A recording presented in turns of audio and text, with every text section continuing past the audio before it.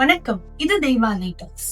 இன்னைக்கு நாம எல்லாரும் ஒரு சுதந்திரமான மண்ணில் இருக்கோம். சுதந்திர காற்றை சுவாசிச்சுட்டு இருக்கோம். நம்ம நாட்டை நாமளே ஆண்டுட்டு இருக்கோம். நமக்கான கனவை நாமளே கண்டுட்டு இருக்கோம். இதெல்லாம் எப்படி சாத்தியமாச்சு? நிறைய பேர் இருந்தாங்க, நிறைய பேர் உயிர் தியாகம் கூட செஞ்சாங்க, நிறைய பேர் அடக்குமுறைகளுக்கு எதிராக போராடினாங்க. அவங்களாலதான் இன்னைக்கு நம்மளால இவ்வளவு சுதந்திரமா இருக்க முடியுது. பேர்பட்ட போராளிகள்ல இருந்து, தியாகிகள்ல இருந்து இன்னைக்கு நாம 2 பேரை பார்க்க போறோம். 2 பேரும் ரொம்ப இளம் வயதினர் தான். 2 பேரும் தேர்ந்தெடுத்த முறைகள் வெவ்வேறா இருக்கலாம். ஆனா 2 பேரினுடைய இலக்கும் ஒன்னே ஒண்ணுதான். என்னது? அடக்குமுறைக்கு எதிரான போராட்டம். ஒரு சுதந்திரத்தை நாம் சுவாசிக்க வேண்டும். இதுதான் போலாமா இன்னைக்கு எபிசோட்குள்ள. பிரிட்டிஷ்காரங்களுக்கு எதிராக, அவங்களோட ஆட்சிக்கு எதிராக அப்போ நிறைய அரசியல் விழிப்புணர்வு ஏற்பட்டு இருந்ததா இந்தியாவில். எப்படியாவது இந்தியர்கள் நம்மளோட கைக்குள்ள இருந்து விலக விடக்கூடாது, கைக்குள்ளேயே கட்டுப்படுத்தி வச்சுக்கணும்னு சொல்லி பிரிட்டிஷ் முடிவு பண்ணாங்க. அப்ப 2 மசோதாக்களை கொண்டு வரணும்னு சொல்லி முடிவு பண்ணாங்க. ஒண்ணு இந்திய தொழிலாளர்களுக்கு எதிரானது. 2வது யாரையும் சரி, எந்த ஒரு நபரையும் எந்த ஒரு இடத்துல ஒரு குறிப்பிட்ட காரணமே இல்லாம அவங்கள கைது செய்யலாம் அப்படின்னு 2 அடக்குமுறை மசோதாக்களை கொண்டு வந்தாங்க. இந்த 2 மசோதாக்களையும் எப்படியாவது சட்டமாக்கணும்னு சொல்லி பிரிட்டிஷ் அரசு ரொம்ப தீவிரமா இருந்தாங்க. இத எதிர்த்து நிறைய பேர் குரல் கொடுத்தாங்க. ஆனா எதையுமே காதுல வாங்காம இத சட்டமாக்கணும்னு சொல்லி முடிவு பண்ணாங்க. பாராளுமன்றத்துல இந்த மசோதாக்களை அறிமுகப்படுத்தலாம்னு முடிவாச்சு. அப்போ அந்த நேரத்துல நம்மளோட எதிர்ப்பை நாம ரொம்ப வலுவா தெரிவிக்கணும்னு சொல்லி ஒரு குழு சேர்ந்து ஒரு திட்டம் தீட்டினாங்களா. என்ன பண்ணலாம்னு முடிவு பண்ணாங்களா? மசோதாக்கள் அறிமுகப்படுத்த போற நேரத்துல குண்டுகளை போட்டுடலாம், அது இன்னும் ஜாஸ்தி விழிப்புணர்வு கொடுக்கும்னு சொல்லி முடிவு பண்ணாங்க. இதுக்காக 2 பேர் தேர்ந்தெடுக்கப்பட்டாங்க. அதுல ஒருத்தர் பகத்சிங். என்ன பண்ணாங்களா? பாராளுமன்றத்துல மசோதாக்கள் அறிமுகப்படுத்தும் போது கரெக்டா திட்டமிட்டபடியே பகத்சிங் குண்டுகளை வீசினாரா. இந்த செய்தி உலகமெங்கும் பரவிச்சா. இந்தியால ஒரு பெரிய ஒரு விழிப்புணர்வை ஏற்படுத்திச்சு. உடனே சும்மா விடுவாங்களா பிரிட்டிஷ் அரசு? இந்த மாதிரி செஞ்சவங்களை கைது செஞ்சாங்களா. அப்ப பகத்சிங் சொன்னாரா, நாங்க குண்டுகளை வீசினது உண்மைதான், ஆனா யாருக்கும் எந்த காயமும் ஏற்படல, எங்களுடைய விரோதிகள் கூட காயப்படல, அனைத்து உயிர்களும் புனிதமானதுன்னு எங்களுக்கு தெரியும். இந்த மசோதாக்களுக்கு எதிராக எங்களுடைய எதிர்ப்பை தெரிவிக்கத்தான் நாங்கள் இப்படி செஞ்சோம்னு சொல்லி அவர் சிறைக்கு போனார். இப்போ கைது செஞ்சு சிறையில போட்டுட்டான். இப்ப சிறையில இருக்காரு. சிறைனா எப்படி இருக்கும்னு நமக்கு தெரியும். அதுவும் பிரிட்டிஷ் அரசு இருந்த போது சிறையில இந்தியர்கள், குறிப்பா இந்திய சுதந்திர போராட்ட வீரர்களுக்கு எதிராக நிறைய கொடுமைகள் செய்யப்பட்டதா. அந்த வெளிநாட்டில இருந்து வந்த கைதிகளுக்கு சிறையினுடைய வசதி ரொம்ப வித்தியாசமா இருந்திருக்கு. இந்தியாவில இருக்கக்கூடிய சிறையிலே இந்தியர்கள், அதுவும் சுதந்திர போராட்ட வீரர்கள் கைதிகளாக உள்ள போகும்போது அங்க அவர்கள் ரொம்ப வித்தியாசமாக நடத்தப்பட்டார். இதற்கு எதிராக, இந்த கொடுமைகளுக்கு எதிராக பகத்சிங் சிறையிலேயே போராட்டம் செஞ்சாரா. சத்தியாகிரக போராட்டம், உண்ணாவிரதம் இருந்தாரா பகத்சிங்கும் அவருடைய குழு.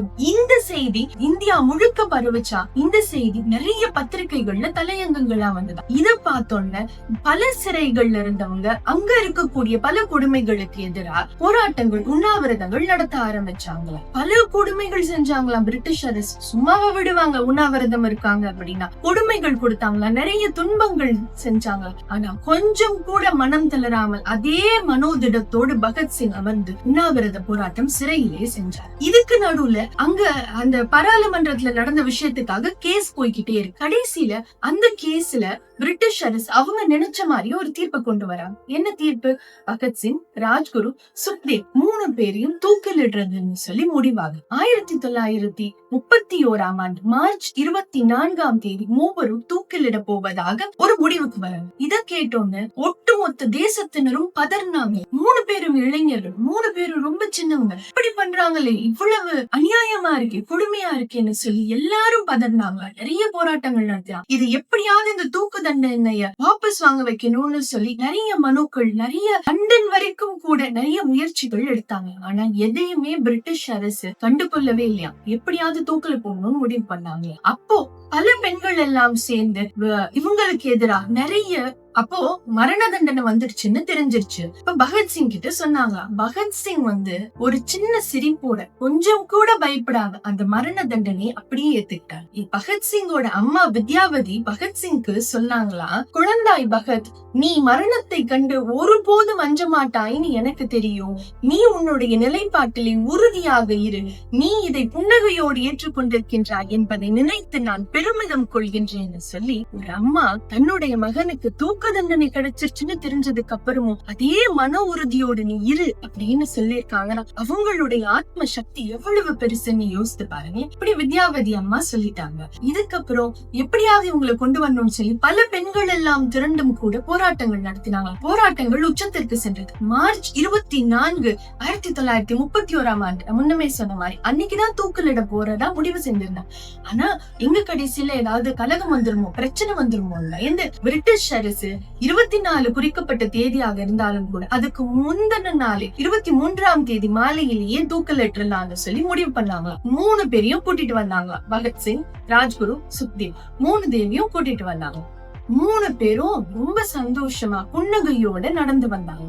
வந்துட்டு அங்க 3 பேருக்கும் சண்டை வந்துருச்சா. யாரு முதல்ல தூக்குல ஏறுறது, யாரு முதல்ல தூக்கு மேடைக்கு போறது அப்படி நான் தான் போவேன் 3 பேருக்கும் சண்டை வந்துருச்சு. கடைசியில 3 பேரும் ஒரு மனதா முடிவு செஞ்சாங்க. 3 பேர் ஒரே நேரத்துல தூக்கு மேடை ஏறலாம்னு சொல்லி 3 பேரும் ஒன்னா வந்து ஏறி நின்னாங்களா.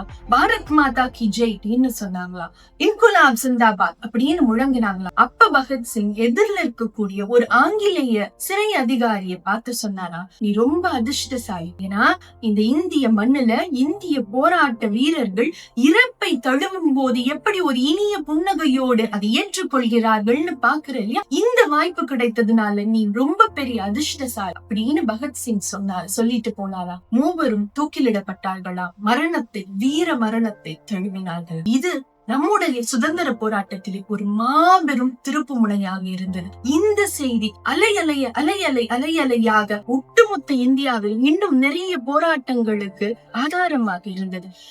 இதுக்கப்புறம் இந்த சம்பவம் நம்முடைய இந்திய சுதந்திர போராட்டத்திலே ஒரு மாபெரும் திருப்பு முனையாக இருந்தது. இதுக்கப்புறம் பிரிட்டிஷ் அரசுக்கு எதிரான அந்த விழிப்புணர்வுன்ற தீயா பரவிச்சு அலையலையாக இன்னும் நிறைய போராட்டங்கள் ஆரம்பமாச்சு. இது முதல் செய்தி. 2வது செய்தி இது சுதந்திர போராட்டத்துக்கெல்லாம் ரொம்ப முன்னாடி நடந்த சம்பவம். இந்தியால இல்ல, சவுத் ஆப்பிரிக்கால, தென்னாப்பிரிக்காவில நடந்தது. நம்மளோட புதுச்சேரியை சேர்ந்த முனுசாமி முதலியார் இங்க இருந்து சவுத் ஆப்பிரிக்கால போய் தன்னோட மனைவி ஜானகி அம்மையோட போய் அங்க செட்டில் ஆறார். அவர் ஒரு சிறு வணிகரா போறார். தின்பண்டங்கள் மற்ற சரக்குகள் எல்லாம் விற்கக்கூடிய ஒரு வியாபாரியா போறார். அங்க போய் செட்டில் ஆகணும்னு அவரோட வியாபாரம் சூடு பிடிச்சு மழை உச்சத்துக்கு போக ஆரம்பிச்சு நல்ல வசதிகளோட அவர் செட்டில் ஆக ஆரம்பிச்சு. அவங்களுக்கு ஒரு பெண் குழந்தை பிறந்தது. அந்த குழந்தையினுடைய பெயர் வள்ளியம்மாள். அப்புறம் 2 தம்பிங்க, ஒரு தங்கை வள்ளியம்மாள். வள்ளியம்மாளுக்கு 16 வயசு இருக்கும் போது சவுத் ஆப்பிரிக்காவில நிறைய சட்டங்கள் கொண்டு வராங்க. அடக்குமுறை சட்டங்கள் தான். அதுக்கு முன்னாடியே நிறைய கொடுமைகள் இருந்து